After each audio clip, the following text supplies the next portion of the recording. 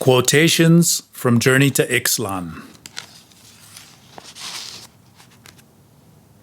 We hardly ever realize that we can cut anything out of our lives, anytime, in the blink of an eye. One shouldn't worry about taking pictures or making tape recordings. Those are superfluities of sedate lives. One should worry about the spirit, which is always receding. A warrior doesn't need personal history. One day, he finds it is no longer necessary for him, and he drops it. Personal history must be constantly renewed by telling parents, relatives, and friends everything one does.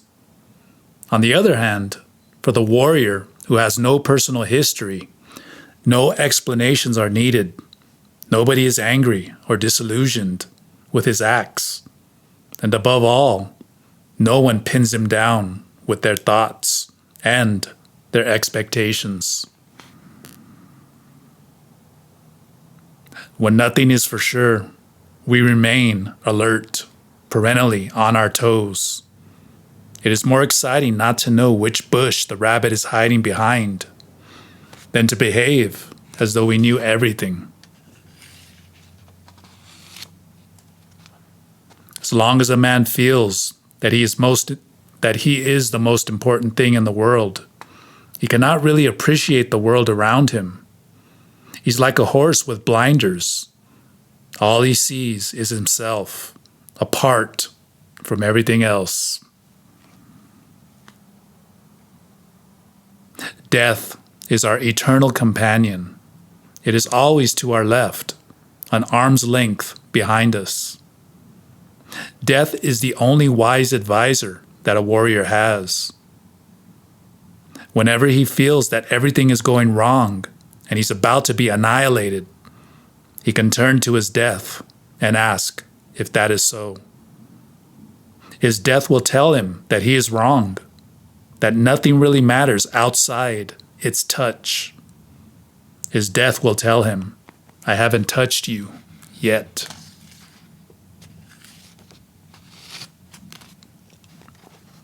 Whenever a warrior decides to do something, he must go all the way, but he must take responsibility for what he does.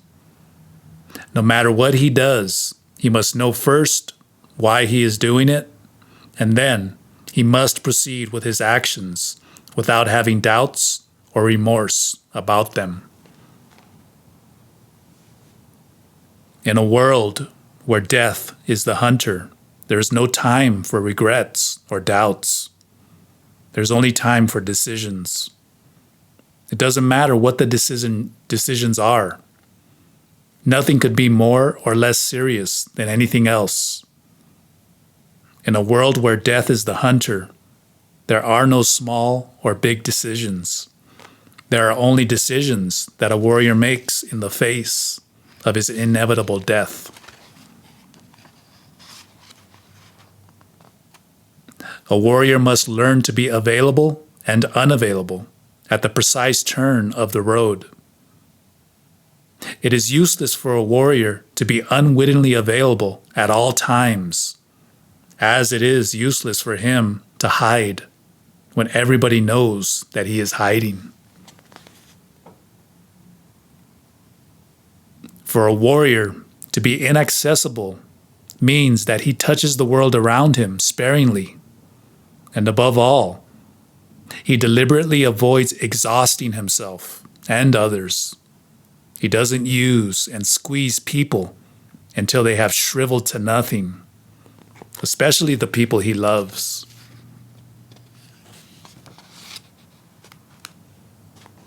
Once a man worries, he clings to anything out of desperation. And once he clings, he is bound to get exhausted, or to exhaust whomever or whatever he is clinging to.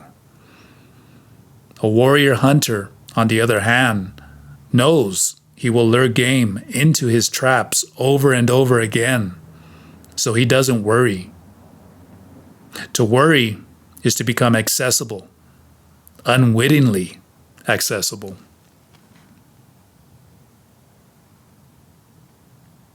A warrior hunter deals intimately with his world, and yet he is inaccessible to that same world.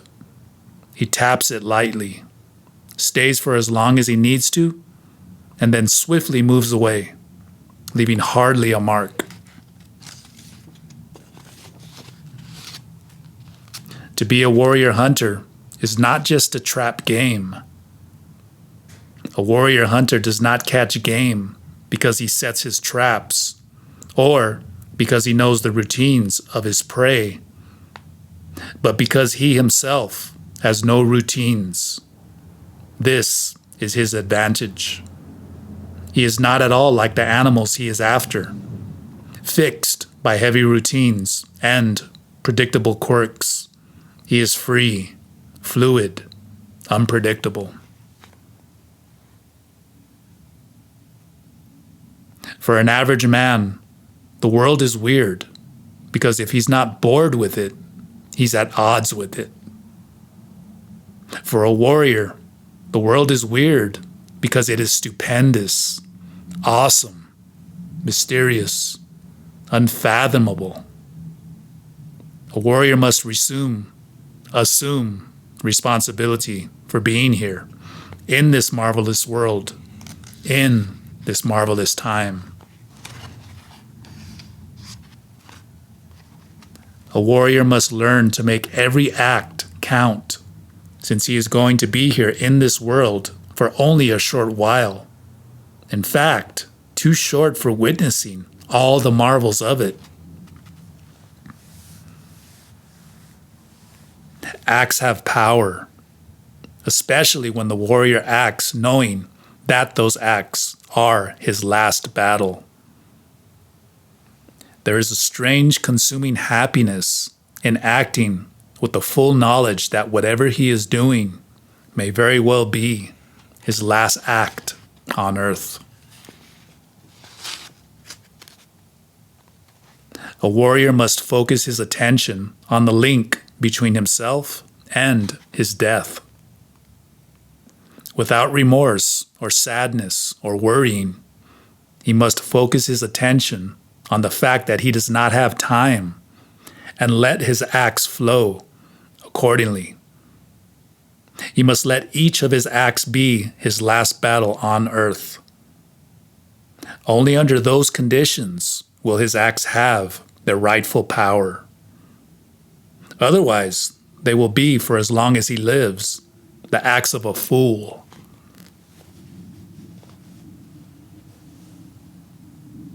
A warrior hunter knows that his death is waiting, and the very act he is performing now may well be his last battle on earth.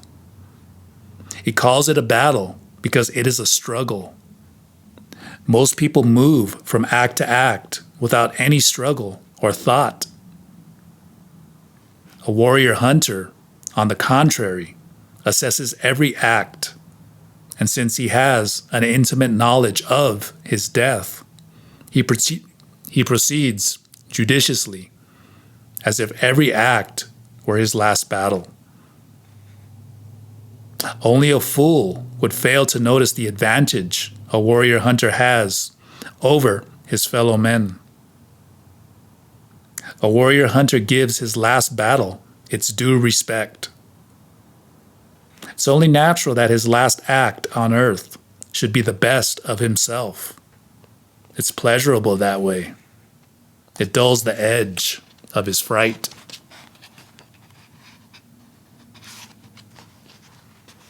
A warrior is an immaculate hunter who hunts power.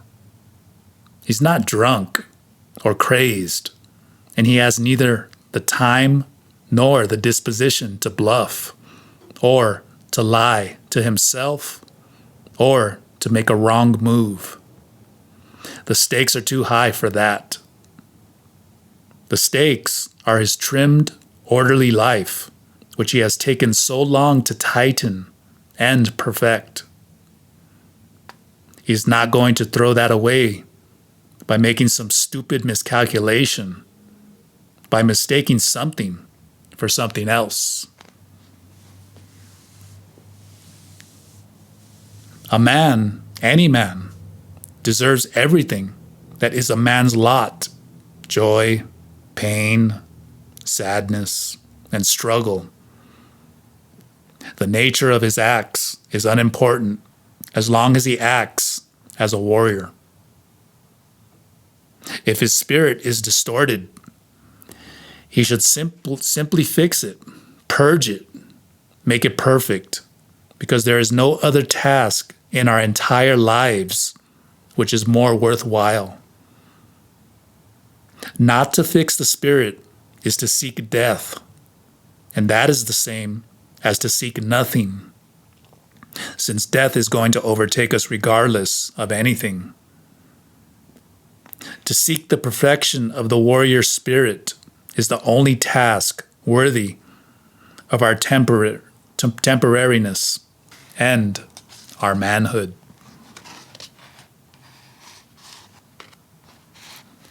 The hardest thing in the world is to assume the mood of a warrior. It is of no use to be sad and complain and feel justified in doing so, believing that someone is always doing something to us. Nobody is doing anything to anybody, much less to a warrior. A warrior is a hunter. He calculates everything.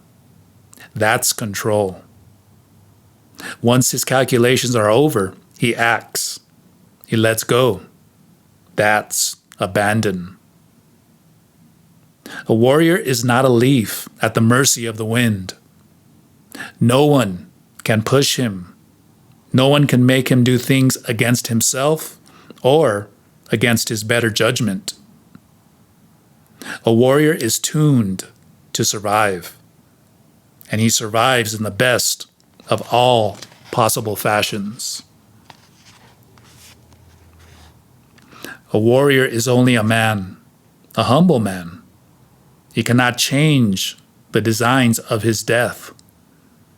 But his impeccable spirit, which has stored power after stupendous hardships, can certainly hold his death for a moment long enough to let him rejoice for the last time in recalling his power. We may say that that is a gesture which death has with those who have an impeccable spirit. It doesn't matter how one was brought up. What determines the way one does anything is personal power. A man is only the sum of his personal power, and that sum determines how he lives and how he dies.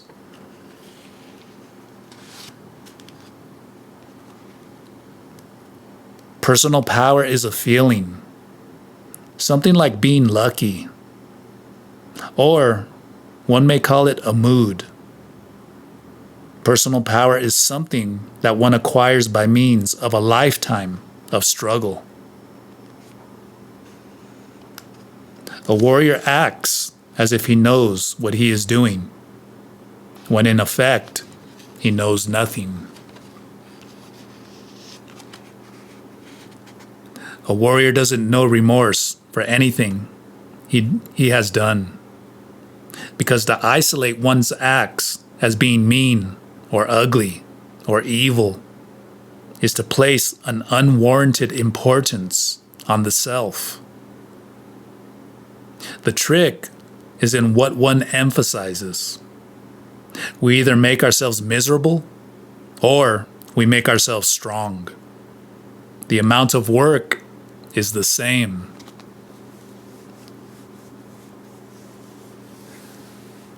People tell us from the time we are born that the world is such and such and so and so. And naturally, we have no choice but to accept that the world is the way people have been telling us it is.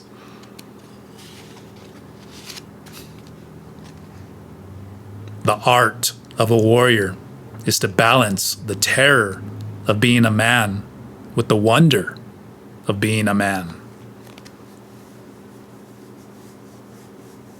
Commentary. By the time I was writing Journey to Ixtlan, a most mysterious mood was prevalent all around me. Don Juan Matus was applying some extremely pragmatic measures to my daily conduct. He had outlined some steps of action that he wanted me to follow rigorously. He had given me 3 tasks which had only the vaguest references to my world of everyday life, or to any other world. He wanted me to endeavor in my daily world to erase my personal history by any means conceivable. Then he wanted me to stop my routines. And finally, he wanted me to dethrone my sense of self-importance. How am I going to accomplish all this, Don Juan? I asked him. I have no idea, he responded. None of us has any idea of how to do that pragmatically and effectively. Yet, if we start the work, we will accomplish it without ever knowing what came to aid us. The difficulty that you encounter is the same difficulty that I encountered myself, he went on. I assure you that our difficulty is born out of the total absence in our lives of the idea that would spur us to change. At the time that my teacher gave me this task, all I needed in order to make it work was the idea that it could be done. Once I had the idea, I accomplished it without knowing how. I recommend that you do the same. I went into the most contorted complaints, alluding to the fact that I was a social scientist, accustomed to practical directions that had substance to them, not to something vague which was dependent on magical solutions rather than practical means. Say whatever you want, Don Juan responded, laughing.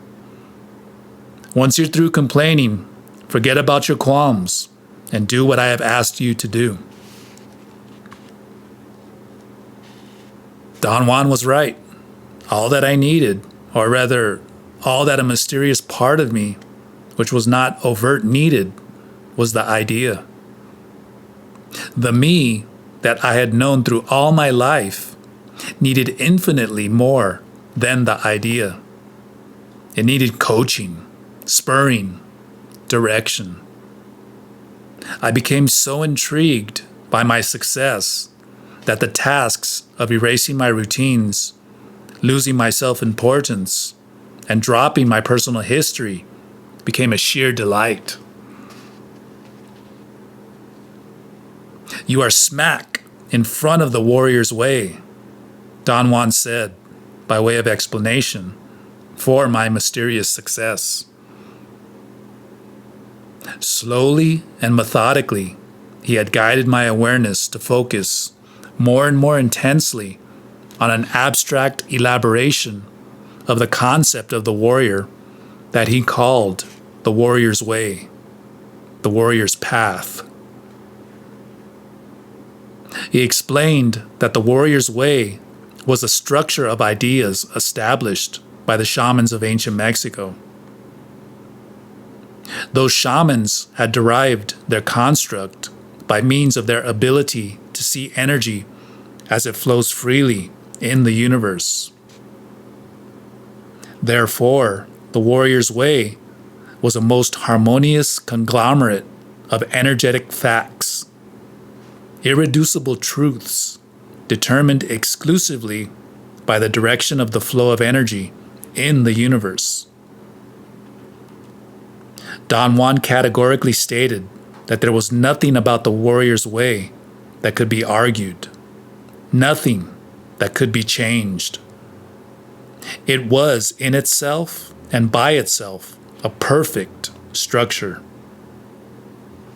And whoever followed it was corralled by energetic facts that admitted no argument, no speculation about their function and their value.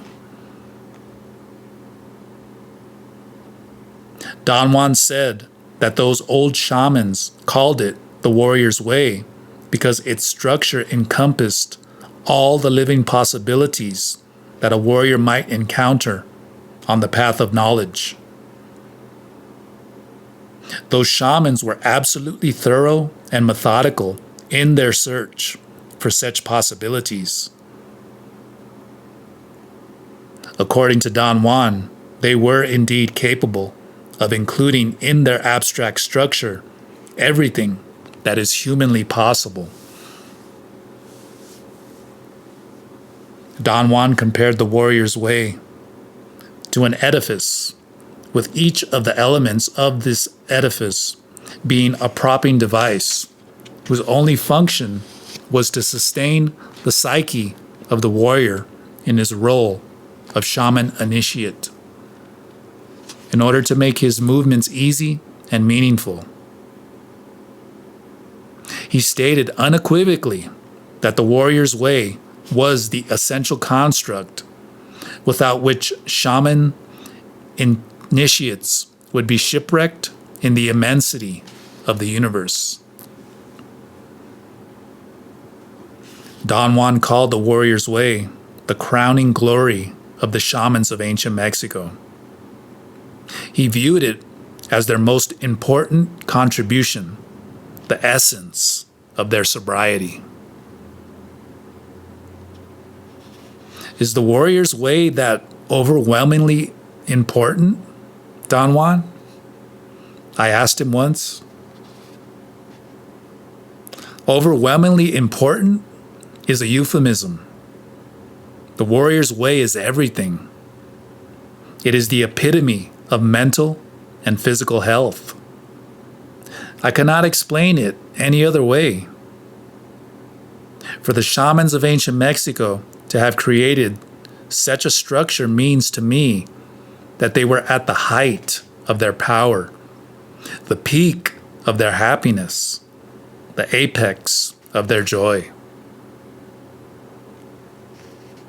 On the level of pragmatic acceptance or rejection, in which I thought I was submerged at the time, to embrace the warrior's path thoroughly and unbiasedly was nothing short of an impossibility for me.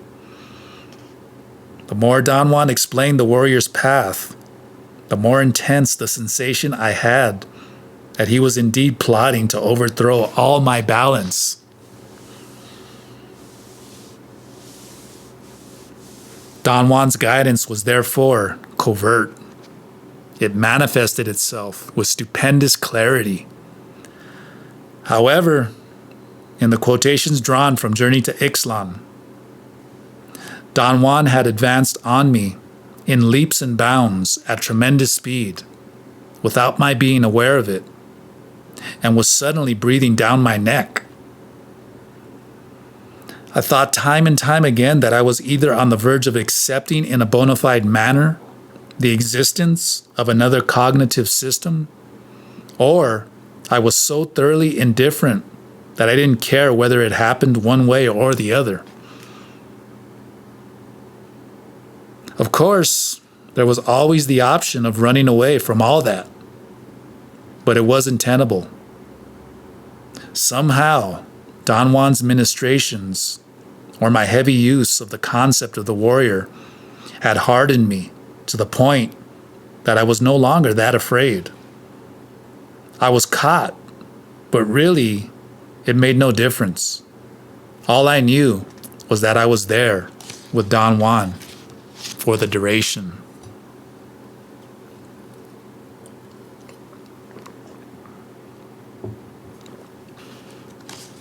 Quotations from Tales of Power.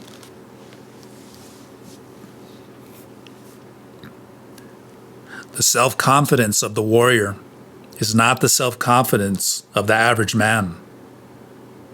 The average man seeks certainty in the eyes of the onlooker and calls that self-confidence. The warrior seeks impeccability in his own eyes and calls that humbleness. The average man is hooked to his fellow men, while the warrior is hooked only to infinity.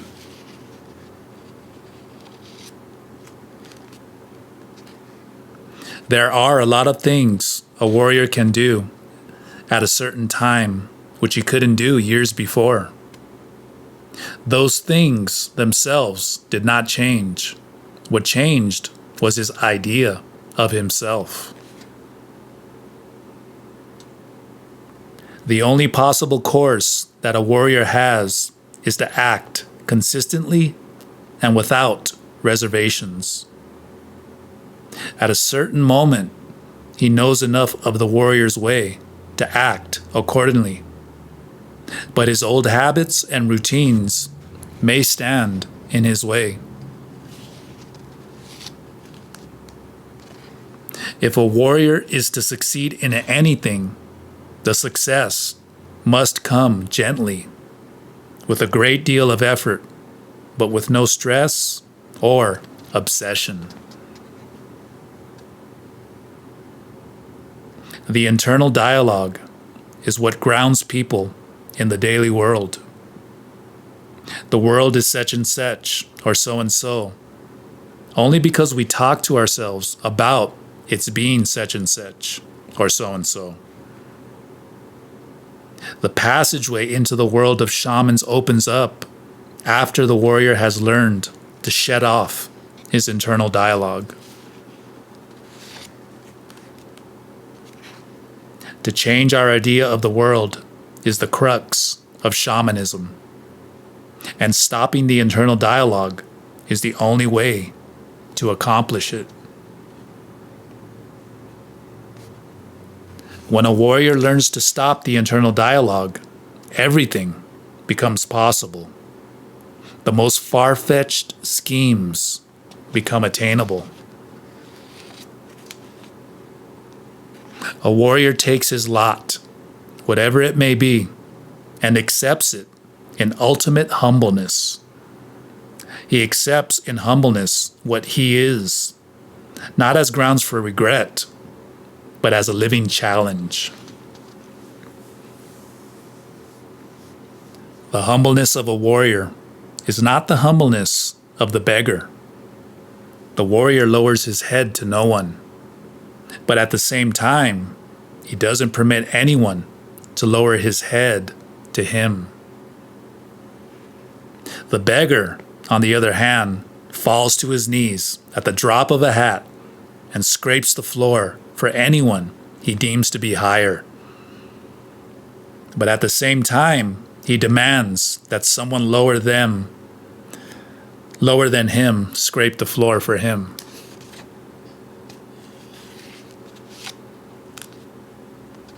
Solace, haven, fear, all of these are words which have created moods that one has learned to accept without ever questioning their value.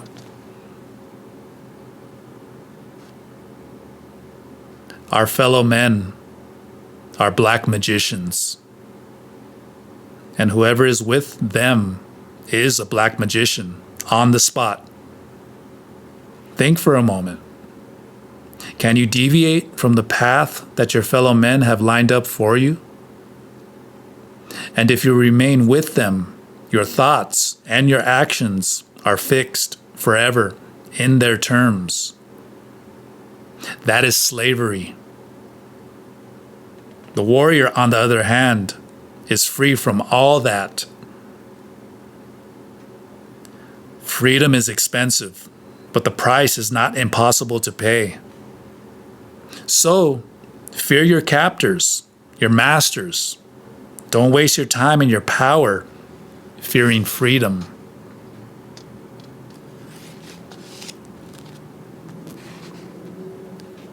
The flaw with words is that they always make us feel enlightened. But when we turn around to face the world, they always fail us, and we end up facing the world, as we always have, without enlightenment.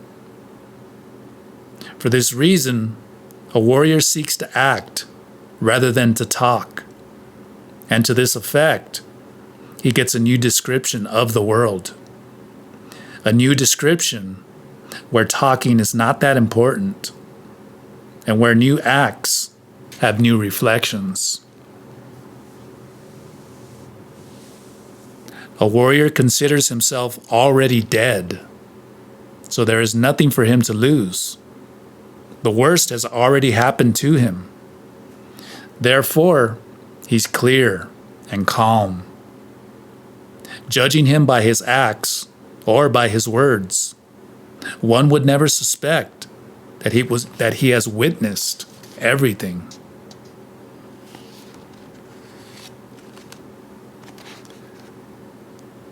Knowledge is a most peculiar affair, especially for a warrior.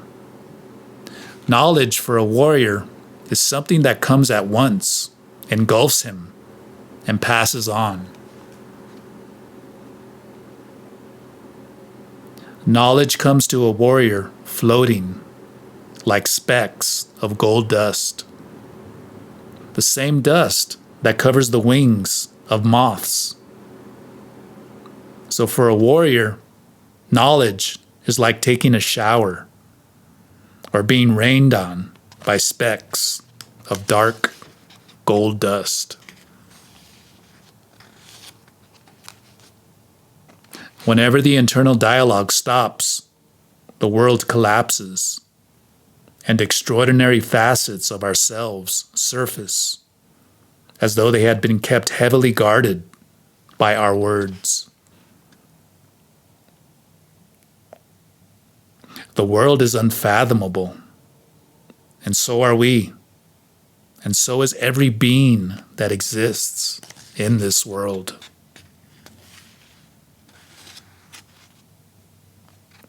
Warriors do not win victories by beating their heads against walls, but by overtaking the walls. Warriors jump over walls. They don't demolish them.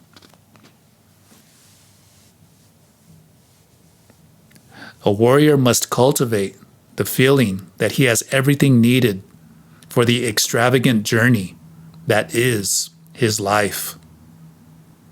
What counts for a warrior is being alive. Life in itself self-explanatory and complete.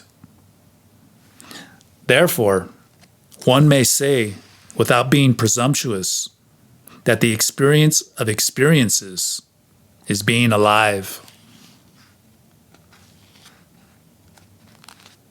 An average man thinks that indulging in doubts and tribulations is the sign of sensitivity, spirituality. The truth of the matter is that the average man is the farthest thing imaginable from being sensitive.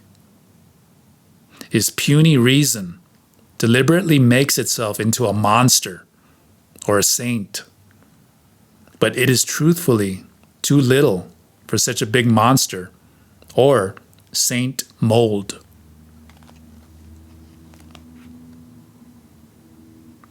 To be a warrior is not a simple matter of wishing to be one. It is rather an endless struggle that will go on to the very last moment of our lives.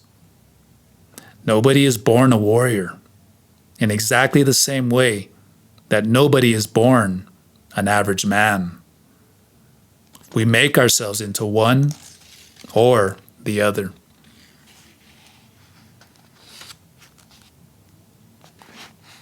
A warrior dies the hard way. His death must struggle to take him. A warrior does not give himself to death so easily.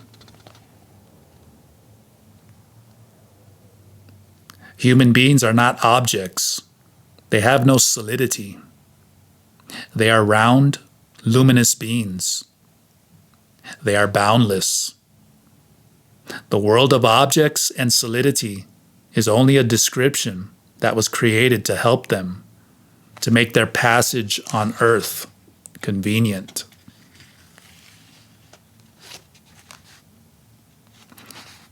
Their reason makes them forget that the description is only a description. And before they realize it, human beings have entrapped the totality of themselves in a vicious circle from which they rarely emerge in their lifetimes.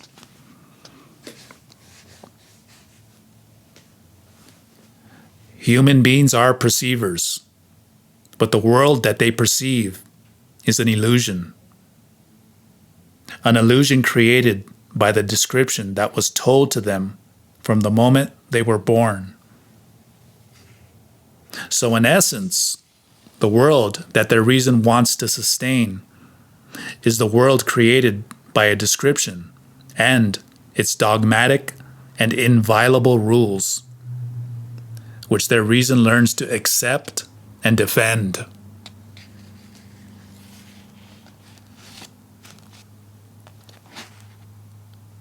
The concealed advantage of luminous beings is that they have something which is never used: intent. The maneuver of shamans is the same as the maneuver of the average man. Both have a description of the world. The average man upholds it with his reason. The shaman upholds it with his intent. Both descriptions have their rules, but the advantage of the shaman is that intent is more engulfing than reason. Only as a warrior can one withstand the path of knowledge. A warrior cannot complain or regret anything. His life is an endless challenge, and challenges cannot possibly be good or bad. Challenges are simply challenges.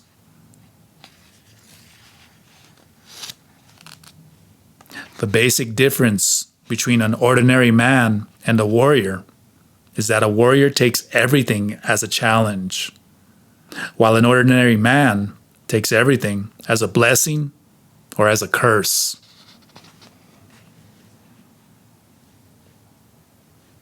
The trump card of the warrior is that he believes without believing.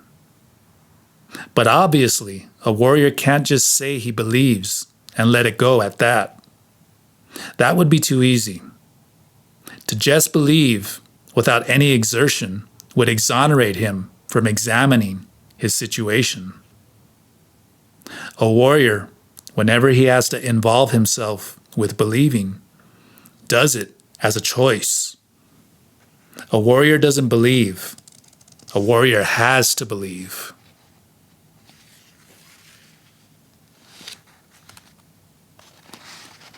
Death is the indispensable ingredient in having to believe. Without the awareness of death, everything is ordinary, trivial. It is only because death is stalking him that a warrior has to believe that the world is an unfathomable mystery. Having to believe in such a fashion is the warrior's expression of his innermost predilection.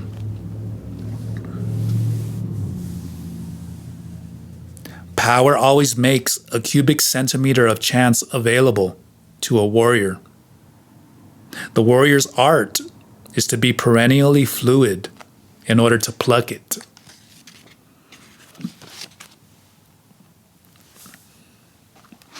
The average man is aware of everything only when he thinks he should be. The condition of a warrior, however, is to be aware of everything at all times. The totality of ourselves is a very mysterious affair. We need only a very small portion of it to fulfill the most complex tasks of life. Yet when we die with the totality of ourselves.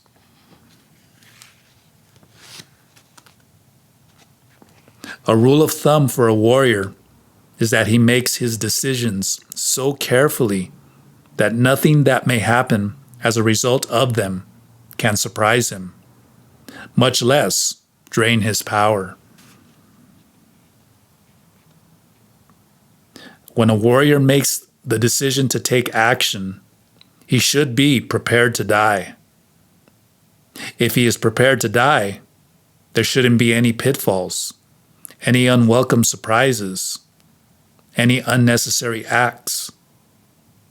Everything should gently fall into place because he is expecting nothing.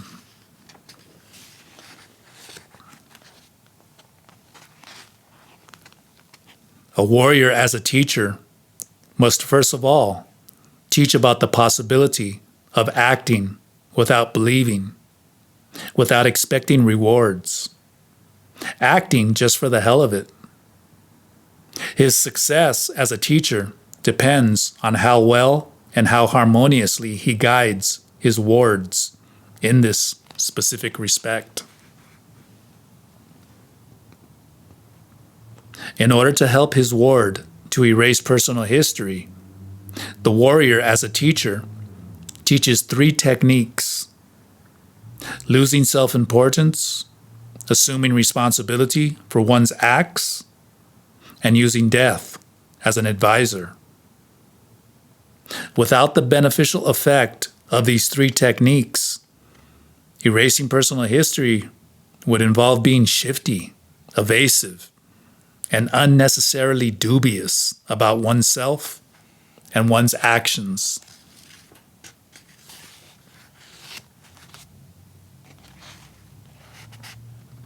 There is no way to get rid of self-pity for good. It has a definite place and character in our lives, a definite facade which is recognizable. Thus, every time the occasion arises, the facade of self-pity becomes active. It has a history. But if one changes the facade, one shifts its place of prominence. One changes facades by shifting the component elements of the facade itself. Self-pity is useful to the user because he feels important and deserving of better conditions, better treatment, or because he is unwilling to assume the responsibility for the acts that brought him to the state that elicited self-pity.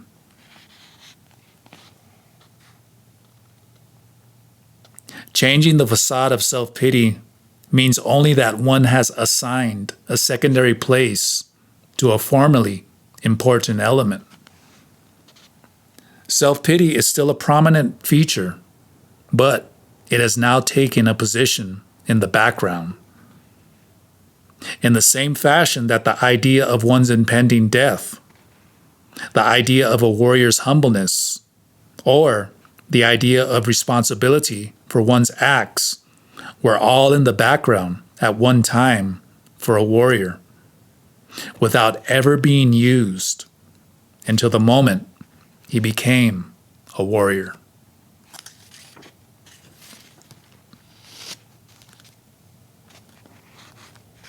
A warrior acknowledges his pain, but he doesn't indulge in it. The mood of the warrior who enters into the unknown is not one of sadness. On the contrary, he's joyful because he feels humbled by his great fortune, confident that his spirit is impeccable, and above all, fully aware of his efficiency.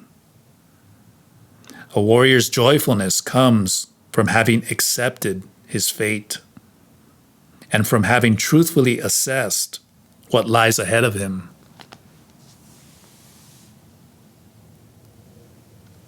Commentary. Tales of Power is the mark of my ultimate downfall. At the time that the events narrated in that book took place, I suffered a profound emotional upheaval, a warrior's breakdown. Don Juan Matus left this world and left his 4 apprentices in it. Each of those apprentices was approached personally by Don Juan and assigned a specific task. I considered the task given to me to be a placebo that had no significance whatsoever in comparison to the loss. Not to see Don Juan anymore could not be soothed by pseudo-tasks. My first plea with Don Juan was naturally to tell him that I wanted to go with him. "You are not ready yet," he said. "Let's be realistic." "But I could make myself ready in the blink of an eye," I assured him. "I don't doubt that. You'll be ready, but not for me. I demand perfect efficiency. I demand an impeccable intent, an impeccable discipline. You don't have that yet. You will. You're coming to it, but you're not there yet. You have the power to take me, Don Juan, raw and imperfect." "I suppose I do, but I won't, because it would be shameful waste for you. It would be a shameful waste for you. You stand to lose everything. Take my word. Don't insist. Insisting is not in the realm of warriors." That statement was sufficient to stop me. Internally, however, I yearned to go with him, to venture beyond the boundaries of everything that I knew as normal and real. When the moment came in which Don Juan actually left the world, he turned into some colored, vaporous luminosity. He was pure energy, flowing freely in the universe. My sensation of loss was so immense at that moment that I wanted to die. I disregarded everything Don Juan had said, and without any hesitation, I proceeded to throw myself off a precipice. I reasoned that if I did that, in death, Don Juan would have been obliged to take me with him and save whatever bit of awareness was left in me. But for reasons that are inexplicable, whether I view it from the premises of my normal cognition or from the cognition of the shaman's world, I didn't die. I was left alone in the world of everyday life, while my 3 cohorts were scattered all over the world. I was unknown to myself, something which made my loneliness more poignant than ever. I saw myself as an agent provocateur, a spy of sorts, that Don Juan had left behind for some obscure reasons. The quotations drawn from the corpus of Tales of Power show the unknown quality of the world, not the world of shamans, but the world of everyday life, which according to Don Juan is as mysterious and rich as anything can be. All we need to pluck the wonders of this world of everyday life is enough detachment. But more than detachment, we need enough affection and abandon. A warrior must love this world. Don Juan had warned me. In order for this world that seems so commonplace to open up and show its wonders. We were at the time that he voiced this statement in the desert of Sonora. "It is a sublime feeling," he said, To be in this marvelous desert, to see those ragged peaks of pseudo mountains that were really made by the flow of lava of long gone volcanoes. It is a glorious feeling to find that some of those nuggets of obsidian were created at such high temperatures that they still retain the mark of their origin. They have power galore.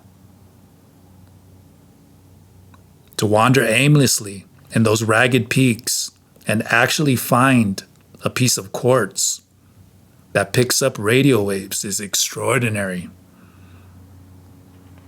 The only drawback to this marvelous picture is that to enter into the marvels of this world, or into the marvels of another world, a man needs to be a warrior, calm, collected, indifferent, seasoned by the onslaughts of the unknown.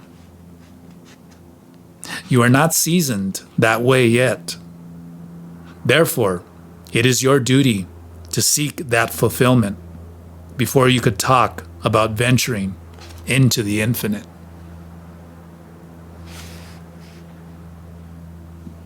I have spent 35 years of my life seeking the maturity of a warrior.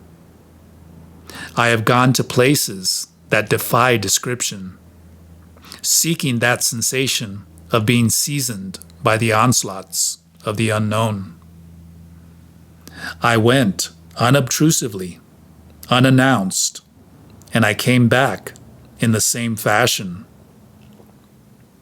The works of warriors are silent and solitary. And when warriors go or come back, they do it so inconspicuously that nobody is the wiser. To seek a warrior's maturity in any other fashion would be ostentatious and therefore inadmissible.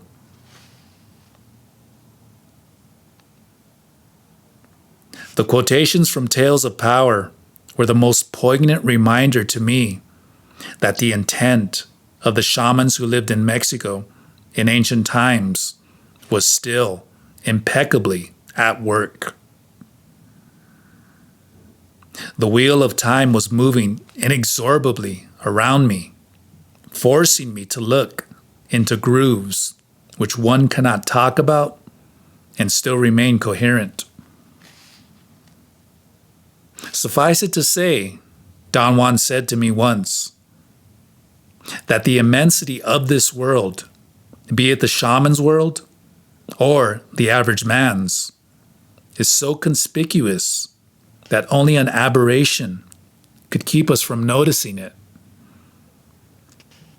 Trying to explain to aberrant beings what it is like to be lost in the grooves of the wheel of time is the most absurd thing that a warrior can undertake. Therefore, he makes sure that his journeys are only the property of his condition of being a warrior.